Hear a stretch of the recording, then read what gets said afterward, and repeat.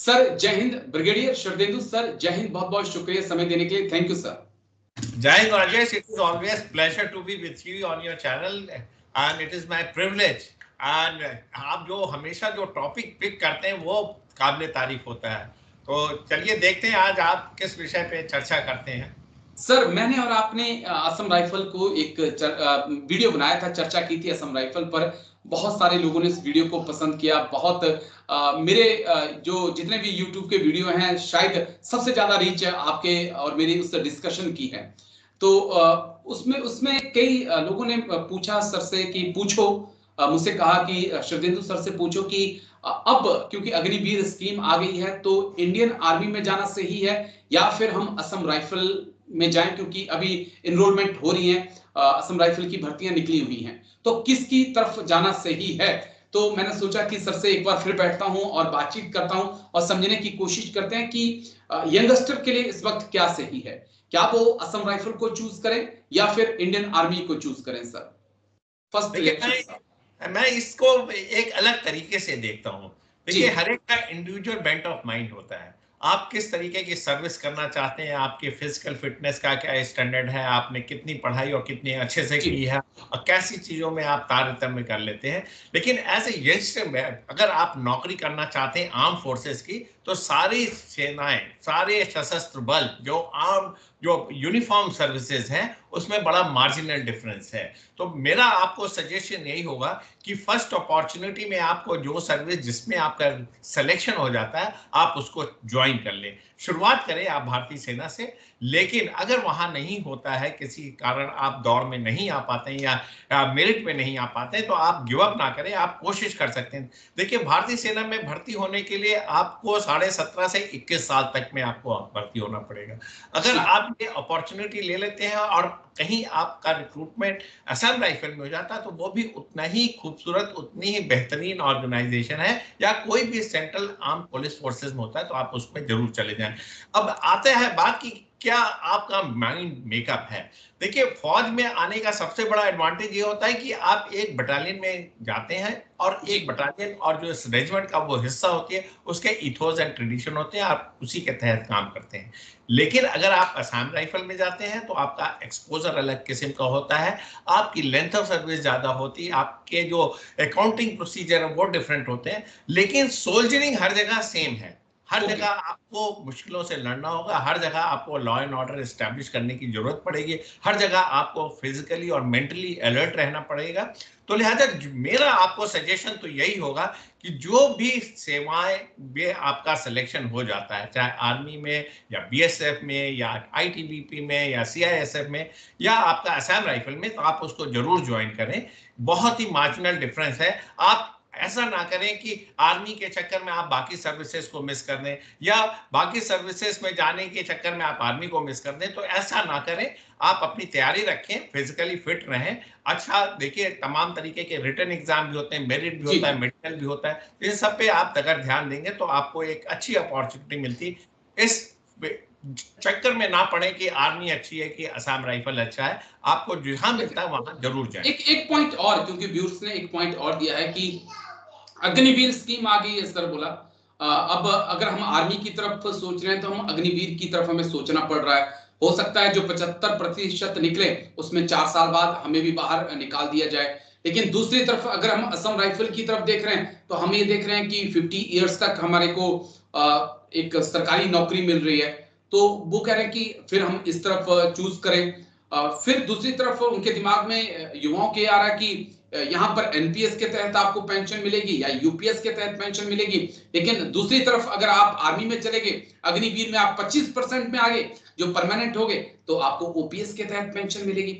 युवा काफी कंफ्यूज चल रहा है सर, इसलिए मैंने आज आपको बुलाया कि क्लियर करिए चीजों को थोड़ा सा और। सर, मैं युवाओं को एक संदेश देना चाहूंगा। जब भी आप किसी आर्म फोर्सेस में जाने की सोचते हैं तो हमारे लिए पैसे का महत्व बहुत कम हो जाता है। जब हम अपनी जान की बाजी लगाते हैं तो हम उसमें ये नहीं देखते कि हमारे क्या प्रिविलेजेस हैं, क्या बेनिफिट्स हैं। ये सारी चीजें सरकार का काम है और हमारे अफसर और इस तरीके की जो संगठन है वो इस काम को देख लिया करते हैं। पहली चीज तो आपको एक माइंड मेकअप करना पड़ेगा कि आप सशस्त्र सेनाओं में जा रहे हैं।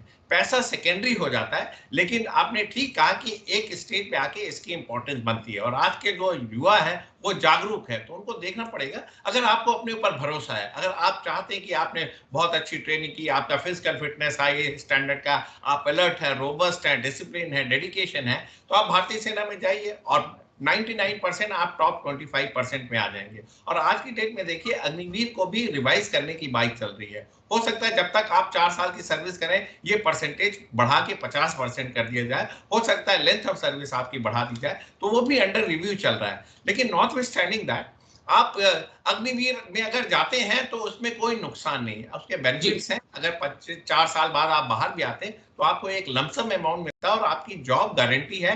जैसा कि बार बार हमारे प्रधानमंत्री ने कहा है कि अग्निवीर कोई बेकार नहीं जाएगा। लेकिन दूसरी तरफ देखिए असम राइफल 60 साल की सर्विस गारंटीड है, तो एक नेचुरल ओरिएंटेशन आपका असम राइफल की तरफ बनता है, जॉब सिक्योर है। एक बार आप भर्ती हो गए तो 60 साल पे निकलेंगे, यानी कि आपकी जिंदगी पूरी पूरी पार।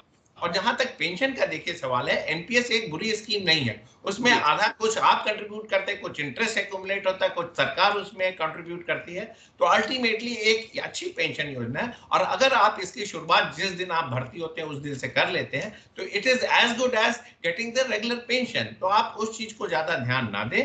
आप अगर असम राइफल और लंबे लेंथ तक सर्विस करना चाहते हैं और आप चाहते हैं कि आपका भविष्य सिक्योर रहे बगैर किसी अनसर्टेनिटी के, तो आप असम राइफल में जरूर ज्वाइन करें।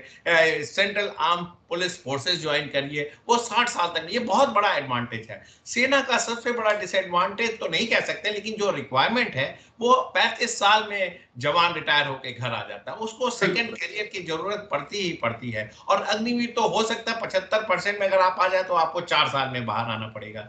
तो आप बाकी सारे सेंट्रल आर्म फोर्सेस पुलिस की जो सर्विस है बहुत अच्छी सर्विस है, उनके जो प्रिविलेजेस हैं, जो आपके राइट्स हैं, वो सारे के सारे इंटैक्ट रहते हैं और डिफरेंस कम है। आप हर जगह उतना ही वैल्योर, उतनी ही बहादुरी और उतने ही डेडिकेशन के साथ काम कर सकते हैं।